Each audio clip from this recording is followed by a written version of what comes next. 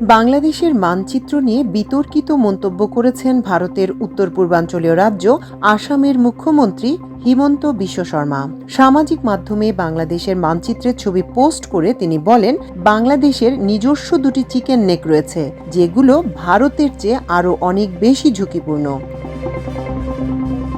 রংপুর আর চট্টগ্রাম বাংলাদেশ থেকে বিচ্ছিন্ন হতে পারে বলেও হুমকি দিয়েছেন তিনি। সোশ্যাল মিডিয়া প্ল্যাটফর্ম এক্সে দেয়া এক পোস্টে তিনি এই বিতর্কিত মন্তব্য করেন। সোমবার এক প্রতিবেদনে এই তথ্য জানিয়েছে ভারতীয় সংবাদ মাধ্যম এনডিটিভি।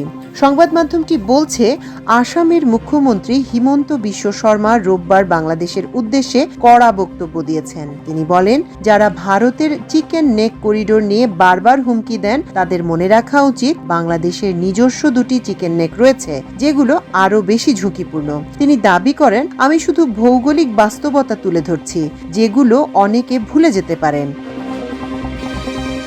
রোববার তিনি সামাজিক যোগাযোগ মাধ্যম এক্সে বাংলাদেশের মানচিত্র প্রকাশ করে বলেন, বাংলাদেশের রয়েছে দুটি সংকীর্ণ করিডোর, যেগুলো নিরাপত্তার দিক থেকে স্পর্শকাতর। যার প্রথমটি উত্তর বাংলাদেশ করিডোর, প্রথম চিকেন নেক।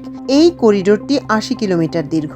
ভারতের দক্ষিণ দিনাজপুর জেলা থেকে শুরু হয়ে বাংলাদেশের রংপুর বিভাগের সাথে সংযুক্ত দক্ষিণ পশ্চিম গারো হিলস পর্যন্ত বিস্তৃত।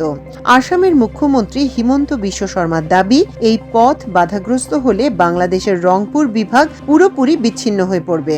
আর দ্বিতীয় করিডোরটি হল চট্টগ্রাম করিডোর বা দ্বিতীয় চিকেন নেক, আরও ছোট, মাত্র ২৮ কিলোমিটারের। এটি বাংলাদেশের বাণিজ্যিক রাজধানী চট্টগ্রামকে রাজনৈতিক রাজধানী ঢাকার সঙ্গে যুক্ত করে। হিমন্তের দাবি, এই করিডোর বাংলাদেশের অর্থনৈতিক ও রাজনৈতিক প্রাণকেন্দ্রকে সংযুক্ত রাখে। তিনি বলেন, ভারতের শিলিগুড়ি করিডোরকে যেমন ঝুঁকিপূর্ণ বলা হয়, ঠিক তেমনি প্রতিবেশী দেশের ভেতরেও রয়েছে এমন সংকীর্ণ করিডোর, যা সহজেই বিচ্ছিন্ন হয়ে পড়তে পারে।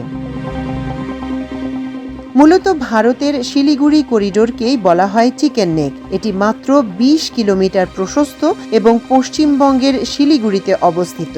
এই করিডোর দিয়েই ভারতের মূল ভূখণ্ড থেকে উত্তর পূর্বাঞ্চলের ৭টি রাজ্যে রেল ও সড়কপথে যোগাযোগ করা হয়। করিডোরটি উত্তরে নেপাল ও ভুটান আর দক্ষিণে বাংলাদেশ। হিমন্ত শর্মা বলেন, এই করিডোর এতটাই কৌশলগত গুরুত্বপূর্ণ যে এটি বিচ্ছিন্ন হলে গোটা উত্তর পূর্ব অঞ্চল ভারতের মূল ভূখণ্ড থেকে আলাদা হয়ে যাবে। তাই তিনি চান এই করিডোর ঘিরে আরও শক্তিশালী রেল ও সড়ক অবকাঠামো গড়ে তোলা হোক এবং বিকল্প পথগুলোর সম্ভাবনাও বিবেচনায় নেওয়া হোক, যদিও তা প্রকৌশলগতভাবে চ্যালেঞ্জিং হয়।